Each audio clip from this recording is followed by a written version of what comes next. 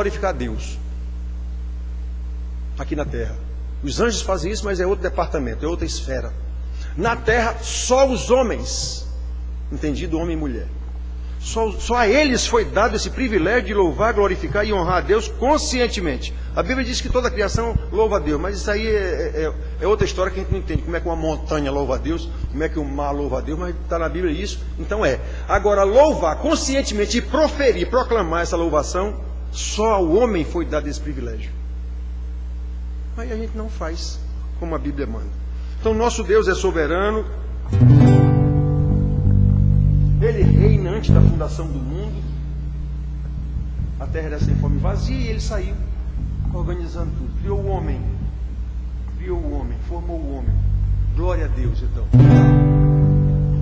Nosso Deus.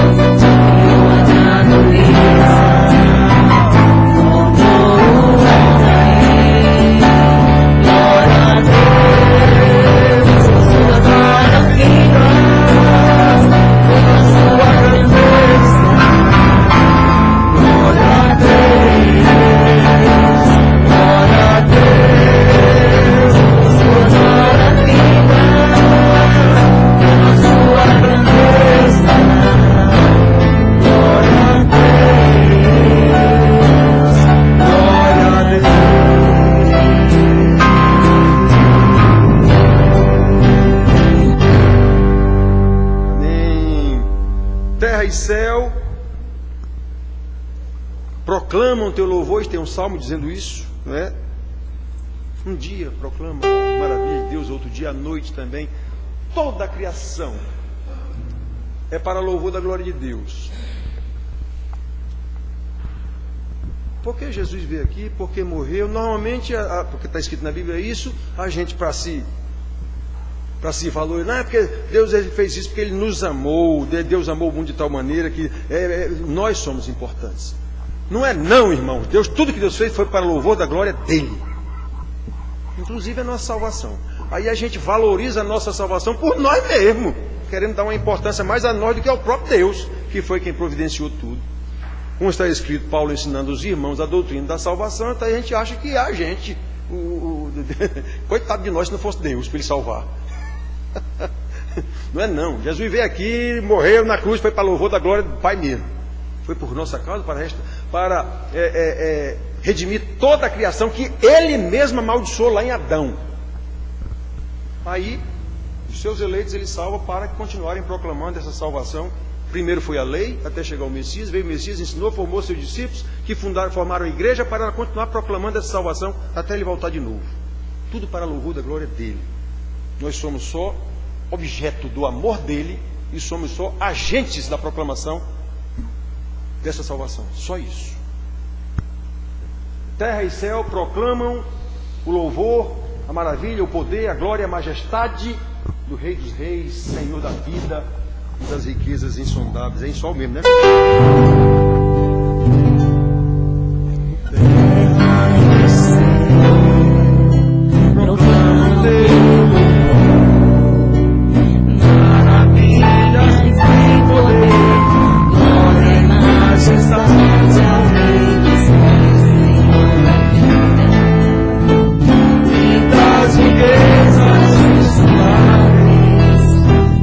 Magnificente é o teu nome.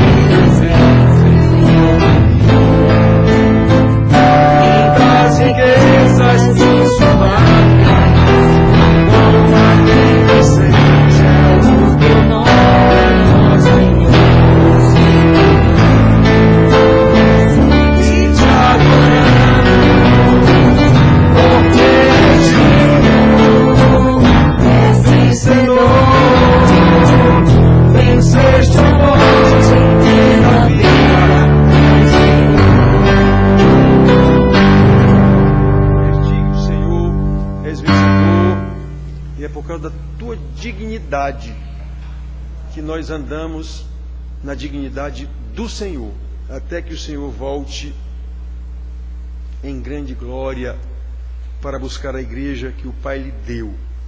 Oh, meu Senhor, chegamos a imaginar dentro da nossa limitação, como será esse dia que o Senhor vier buscar a sua igreja. Oh, meu Deus, que grande coisa, que coisa tremenda, realmente tremenda.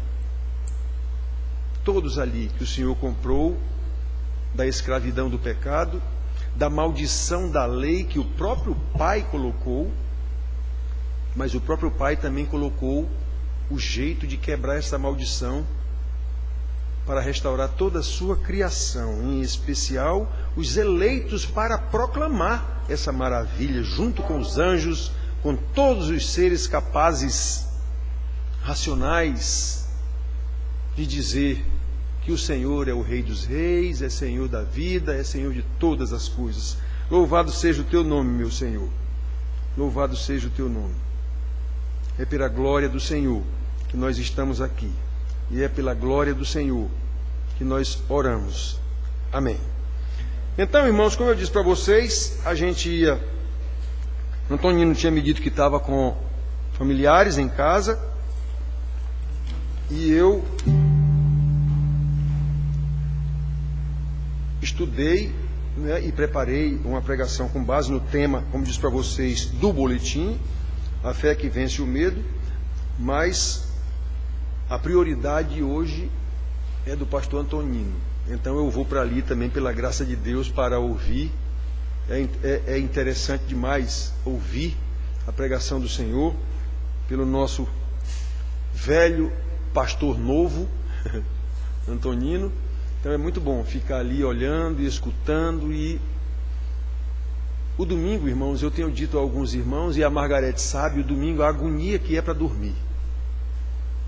Assim, não é agonia, sabe, é o dia de estudo, o dia de ensino, o dia da pregação, o dia de ensinar mais os irmãos com uma força muito maior, a palavra de Deus sendo exposta.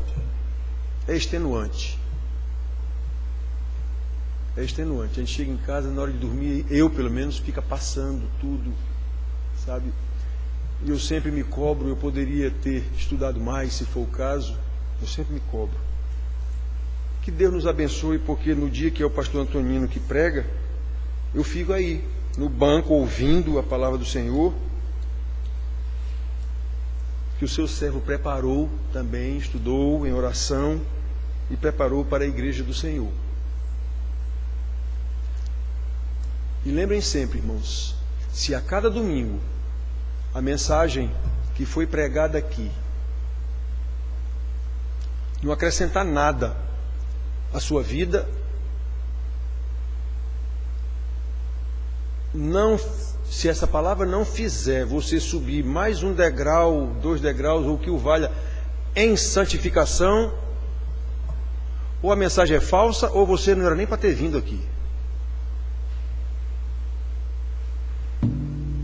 Porque o Senhor, quando fala com a sua igreja, é para essa igreja aprender mais um pouco, no sentido de viver em santidade mais intensamente, para louvor da glória do Senhor. É isso que é a igreja. E esse viver em santidade implica dizer que a gente vai fazer as coisas que tem que fazer como cidadão do reino da terra por enquanto. É só isso que é a igreja. Que Deus nos abençoe. Convido o pastor Antonino para vir aqui à frente.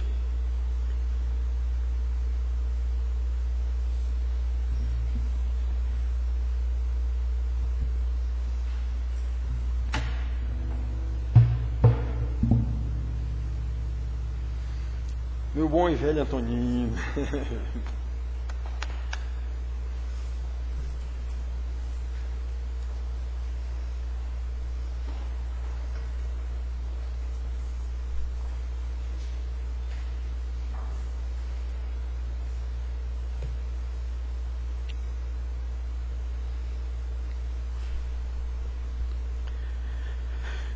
Graça e paz, amados.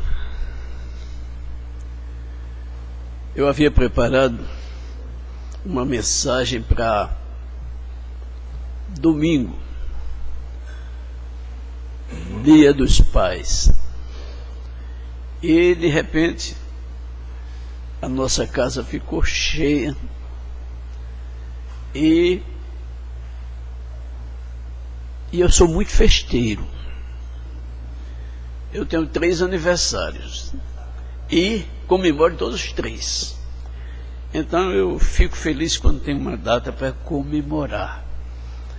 Então o que eu falaria no Dia dos Pais, eu vou falar hoje.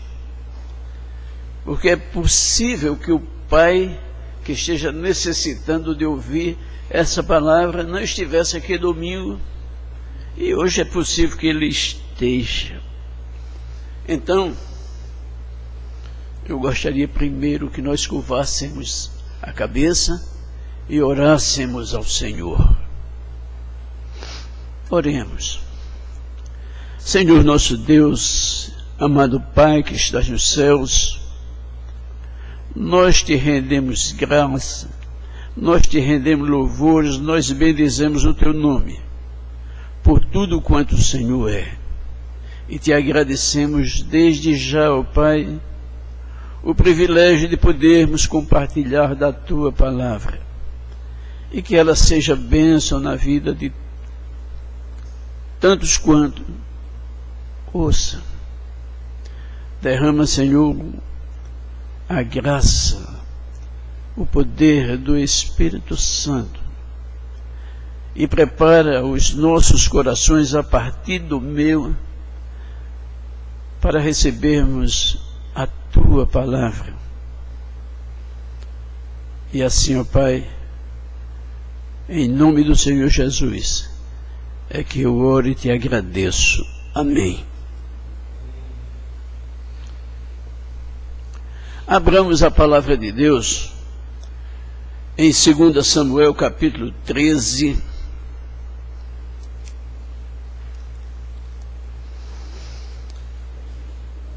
versos 19 a 21.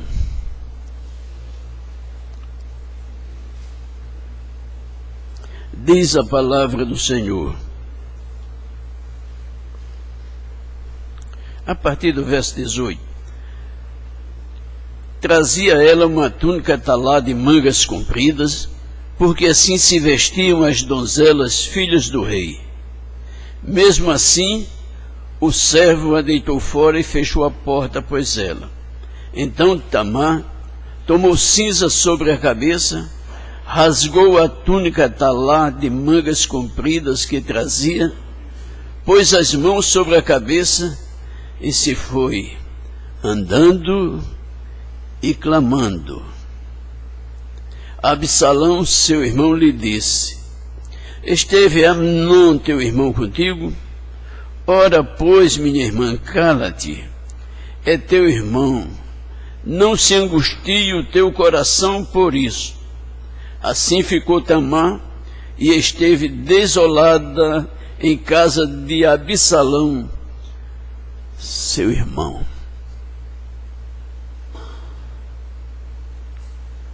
Amados, a palavra que eu gostaria de ter trazido domingo, e que faço agora como se domingo passado fosse Dia dos Pais, dia de muita festa, de muita alegria, com muita justiça, com muita razão a ser comemorado. E eu gostaria de ter falado, como faço hoje à noite, pais que poderiam ter dado certo, mas que infelizmente não deram. Em uma das igrejas que nós frequentávamos, um dia chegou de volta à igreja um pai que havia abandonado a casa, a família, e tivera ele 3 filhos, 2 na igreja, um diácono outro presbítero. Mas um terceiro filho, dada a ausência do pai, totalmente deficiente, dependente das drogas, um dependente químico. E hoje, o nosso desejo, a nossa vontade é que este Evangelho da graça de nosso Senhor e Salvador Jesus Cristo nos torne, nos faça melhores Pai. Portanto, Pai, é com você que eu quero falar. É a você que eu me dirijo, já lhe dizendo que Deus o fez cabeça do lar para que você fosse bênção na vida da sua família, para que você fosse sacerdote dele, ministro da graça de Deus. E tudo começando pelo amor, pelo amar da sua família, fazendo-o nos limites do amor do próprio Cristo. Quando Paulo diz: maridos, amai vossas mulheres como Cristo amou a sua igreja e por ela se entregou. Então, amados, o mandado das Escrituras Sagradas é que nós, você, Pai, seja o reflexo de Deus na sua família. Então, que você tenha aproveitado a celebração desta festa de amor, festa de gratidão por você ter uma família. Pense, muitos que não têm, mas pense em você e pense na família, e seja aquele pai pródigo em amar. Dê à sua família não a atenção, mas o carinho que ela sempre sonhou ter. É possível que você ande esquecido, mas comece hoje. Recomece agora, porque nunca é tarde para se ser feliz. Aonde ficou, aonde você deixou aquela generosidade daquele pai amigo, conduzindo o filho pequeno pela mão, a lhe mostrar os caminhos da vida? Está havendo dificuldade? É possível que sim. Talvez seu filho ande magoado com você, pai, mas encontrando-o, você ao encontrá-lo de braços cruzados, surpreenda-o num abraço. Não importa quão crescido ele esteja,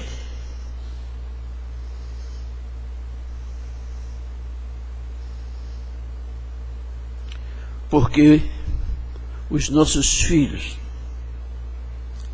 por mais que cresçam, por mais adultos que eles fiquem, serão sempre nossas crianças. É tempo de você falar do seu amor. Fale da sua ternura, do carinho que você tem por ele. É isso que sua família espera.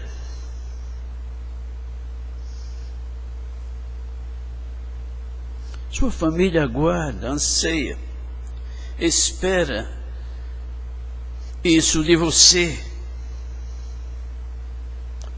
E pense numa coisa: o tempo inexoravelmente ele passa.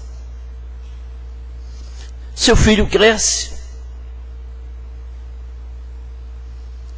E a criança que você não teve tempo para lidar, que você não deu o seu tempo, essa criança cresceu.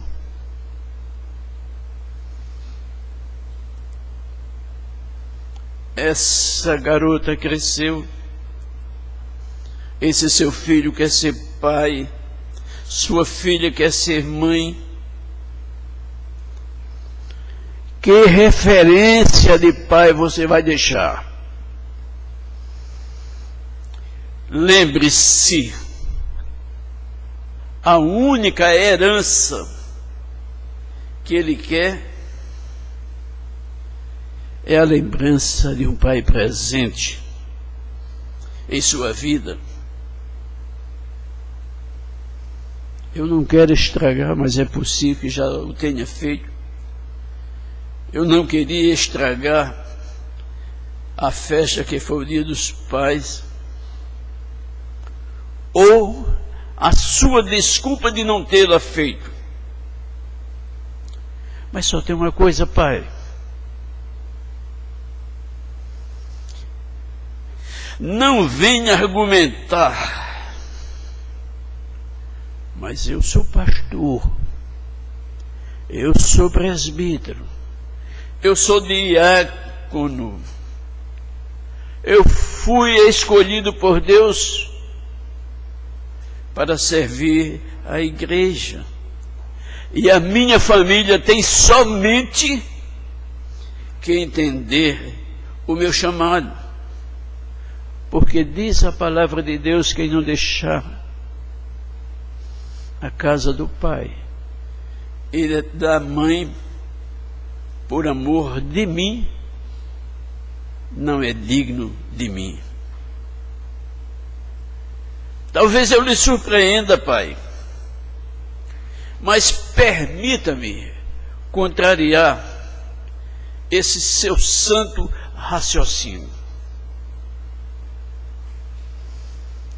Paulo escreve a Timóteo e diz que quem almeja o sacerdócio, excelente obra almeja. Mas Paulo é bastante claro, ele é muito enfático quando ele diz que governe bem a sua própria casa, criando os filhos na disciplina, com todo o respeito. Essa é a sua missão, pai.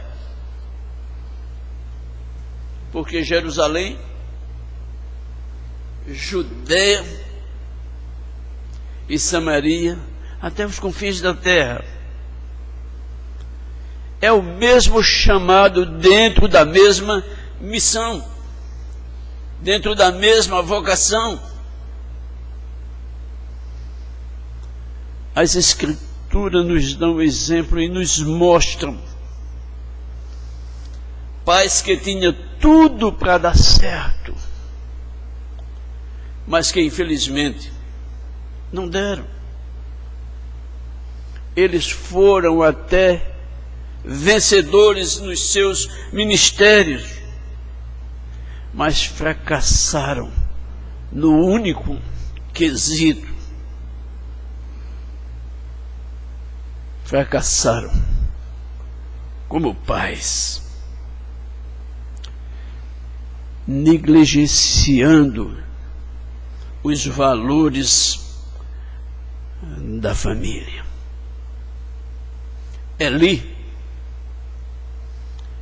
um velho sacerdote, escolhido por Deus, usava a estola sacerdotal e presidia os cerimoniais. Mas 1 Samuel 2,12 diz que Eli não se importou com a criação dos seus filhos. E os filhos de Eli, que deveriam ser uma bênção na vida do povo de Deus, eles simplesmente eram filhos de Belial.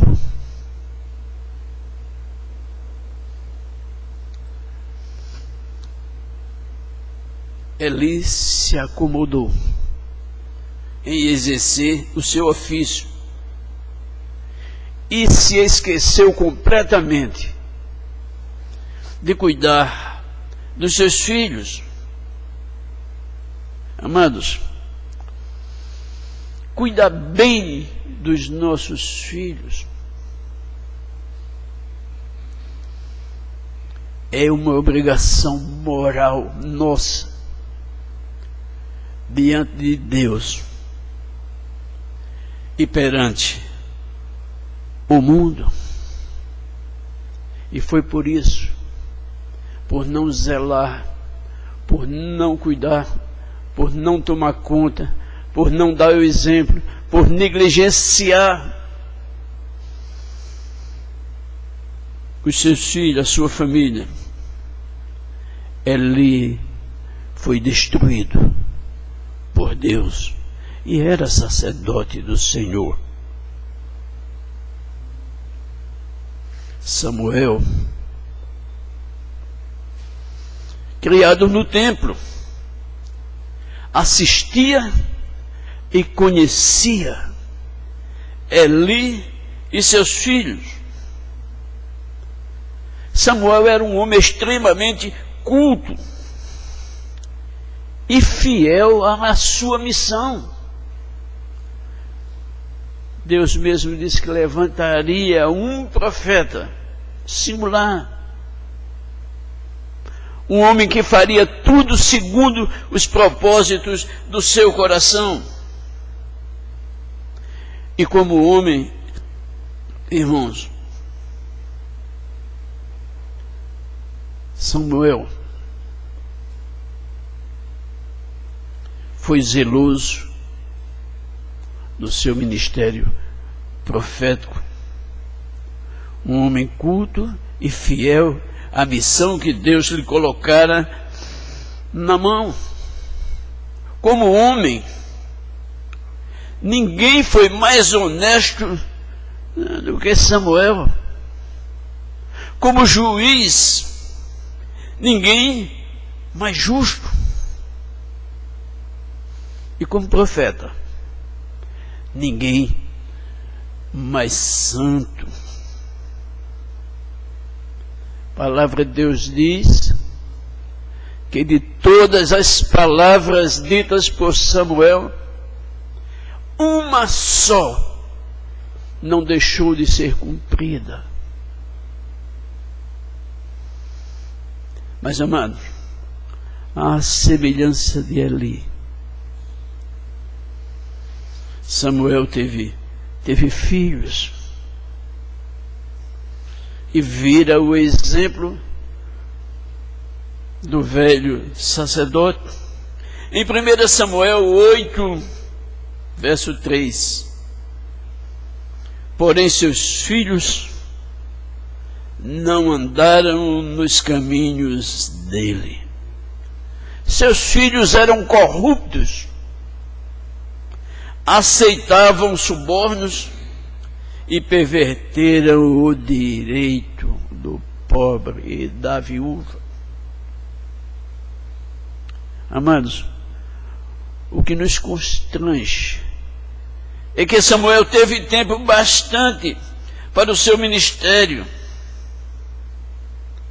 mas não teve tempo para os seus próprios filhos.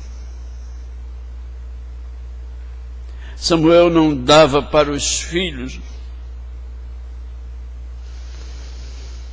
o que ele deveria ter dado. Agora, o povo se levanta contra aquele servo do Senhor. Em 1 Samuel 8:5, o povo se levanta. Disseram: vê, já estais velhos, e teus filhos não andam pelos teus caminhos. No capítulo 12, o capítulo 12, é constrangedor a leitura que nós fazemos quando Samuel chama todo o povo para um conselho, e Samuel coloca diante dele toda a sua vida ministerial, e ele o faz dizendo que o povo conhece desde a mais tenra idade, como ele foi fiel ao Senhor, e agora ele estava envelhecido, cabelos brancos, e que aquele povo dissesse em que ele parecia com seus filhos, e ele diz que alguém aponte que eu defraudei, que eu roubei alguém, que eu oprimi alguém, e toma o Senhor e o seu ungido como minhas testemunhas. E aquele povo teve que dizer: tu nunca nos roubaste, tu nunca nos oprimiste.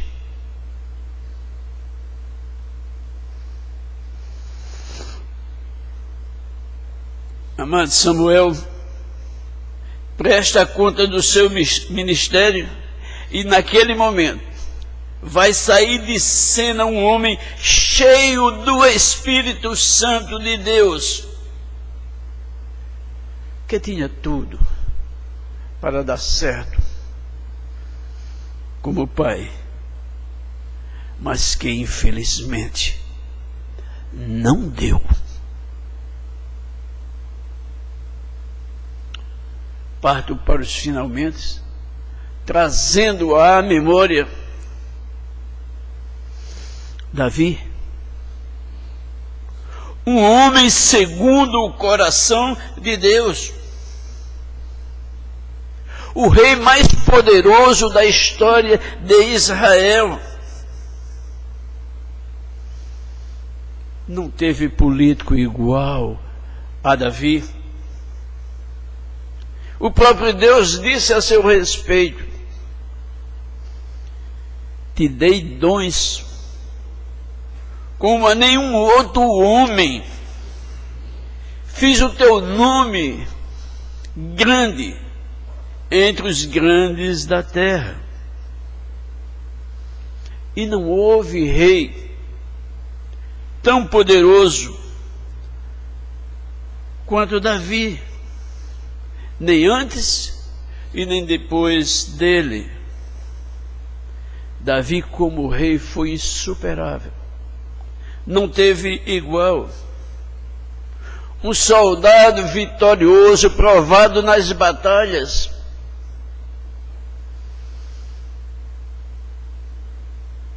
Poeta, músico, instrumentista e amado pelo seu povo. As 12 tribos de Israel ele as tinha na mão.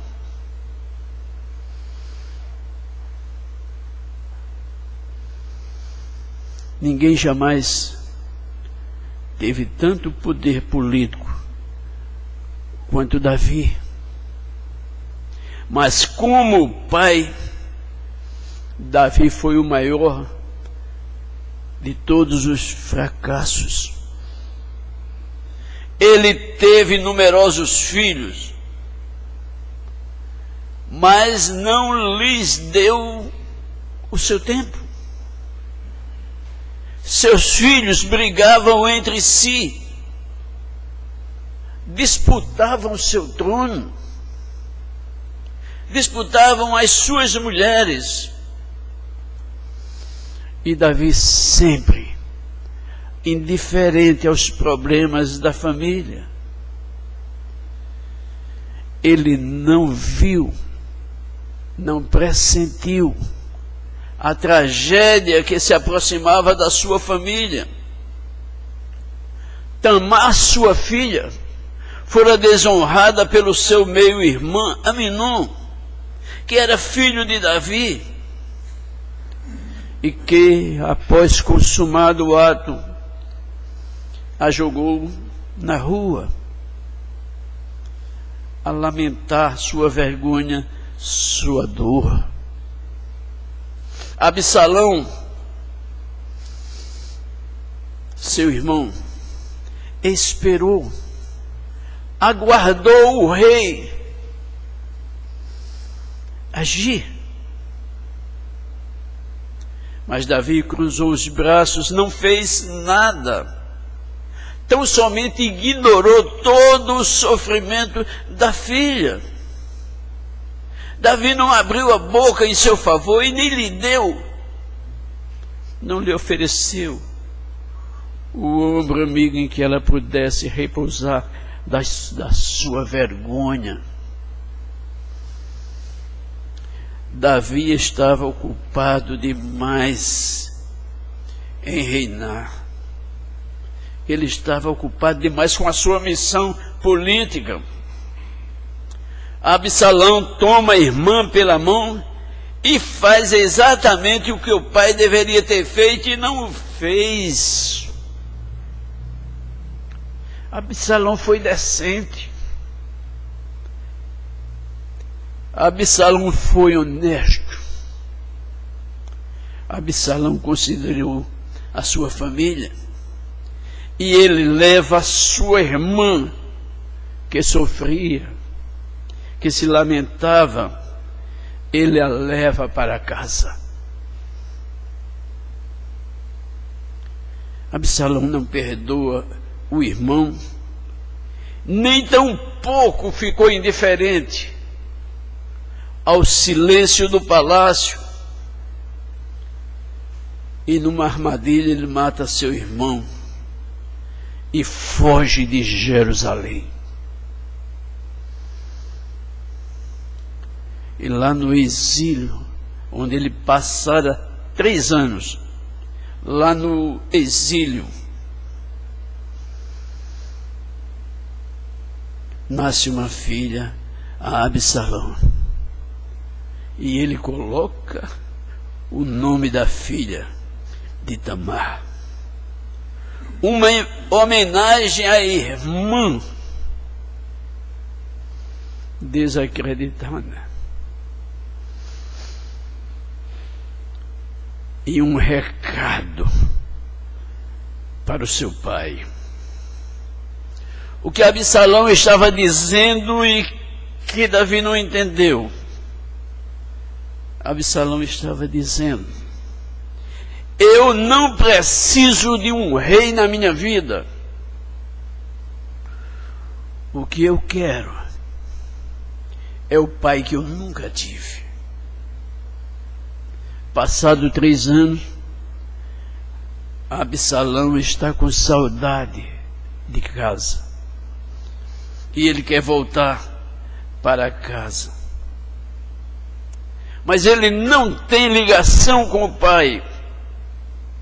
Aconselhado, Davi permite a sua volta, mas com uma condição terrível, egoísta, cruel e desumana.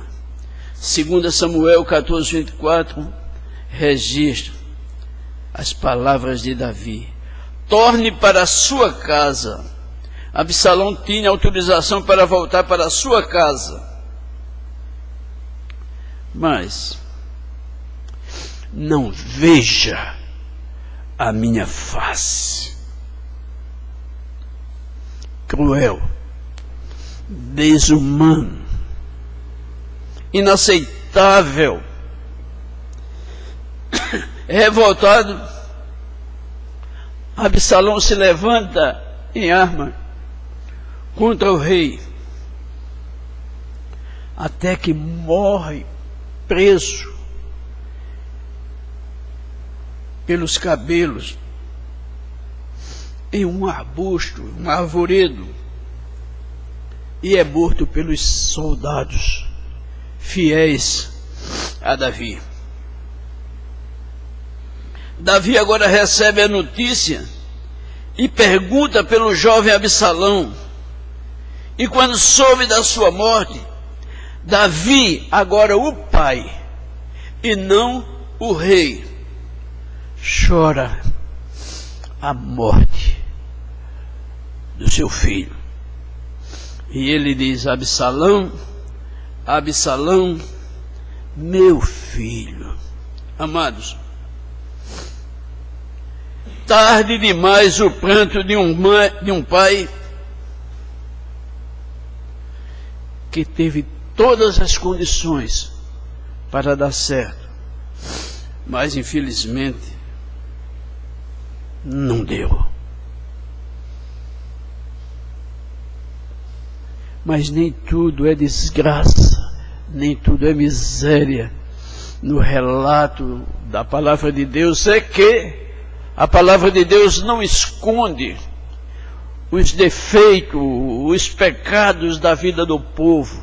Então não fiquemos pensando que Deus está escondendo os nossos pecados. Ele nos perdoa na sua bondade, na sua misericórdia. E ainda que o inimigo fique a segregar os nossos ouvidos, você é um pecador, você não merece o perdão de Deus, e não merece mesmo, não merecemos mesmo. Tudo é graça, tudo é misericórdia, mas uma vez que eu, você, nos arrependemos dos nossos pecados e deixamos de fazê-lo, Deus passa uma esponja e o joga no mais profundo abismo do mar. Lucas 12, 11 e 24, ele nos mostra um pai que nós gostaríamos de ter tido, se nós não o somos, mas gostaríamos de ser um pai generoso e pródigo em amor. Ele não tem nome, ele é qualquer um de nós, sou eu e é você. Lucas diz que um certo homem viu seu filho partir pela porta da frente e ele ficou à espera e não fechou a porta.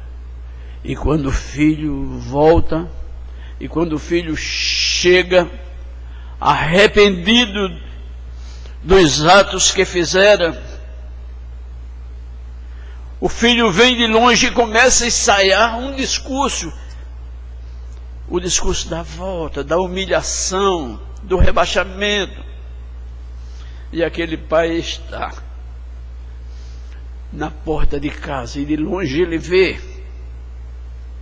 o filho que retorna, e pelo jeito ele tem certeza que é seu filho. E quando o filho sai, as primeiras palavras para dizer ao pai do seu arrependimento e de que ele se submeteria a todos os seus caprichos, que ele poderia até tratá-lo como trata os seus empregados, aquele pai o surpreende num gesto de amor. Que ele traga a melhor roupa, que ele lhe traga sandália, põe um anel no dedo, porque esse filho estava morto e ressuscitou. Amados, que Deus possa nos dar essa consciência da missão que Ele nos deu, de amar a nossa esposa, de amar os nossos filhos, nos limites do nosso coração. Que Deus nos abençoe.